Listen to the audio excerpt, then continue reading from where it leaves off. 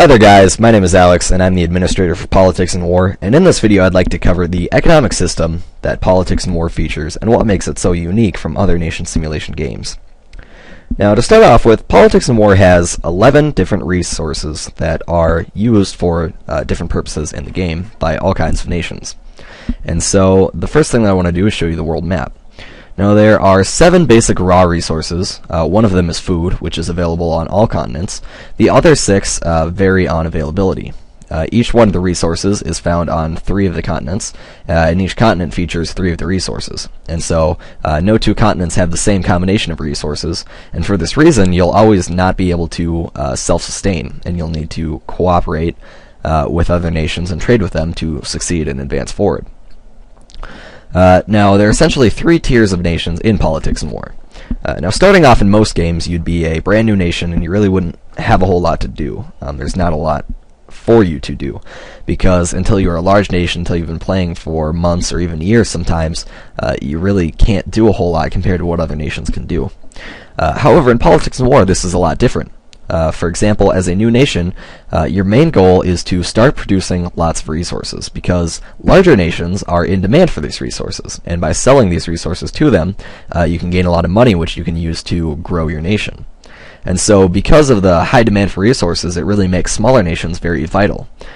For example, in a war, an alliance might want to keep a very watchful eye on its economy so that its smaller nations are properly supplying its larger nations with the materials that they need to win in the war. And this is something that is really mimicked in real life, and that's what makes Politics and War such a unique and fun game, because it shares these similar ideals with the real world. Now, as I said, new nations can produce these raw resources such as bauxite, iron, lead, uranium, oil, coal, and food, which all have varying purposes and are always high in demand for large nations.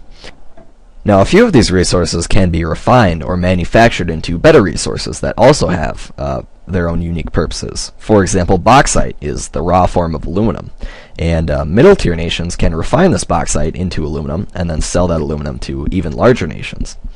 Iron can be made into steel, lead can be made into munitions, which are like bullets, and oil can be made into gasoline, which has a lot of purposes as well.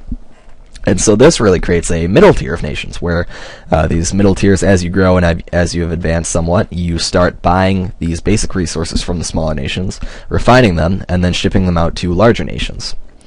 And then finally we have the third tier, the large nation tier.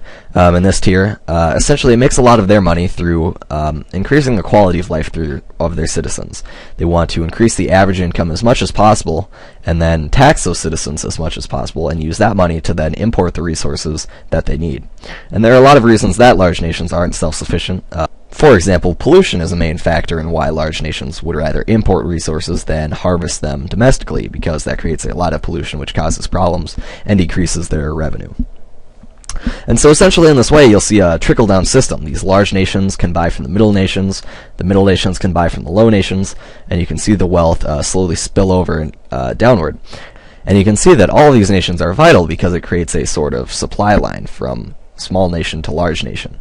And when you have a conflict over some sort of economic dispute or diplomatic dispute between alliances, for example, the alliance that can better manage its economies of small, middle, and large nations is going to succeed. And so obviously having a strong base of small nations, bringing in these new undeveloped nations and using them for their resources while sending money to them so that they can grow and expand, is a very vital part of gameplay. And that's really what makes this game so fun and exciting and dynamic.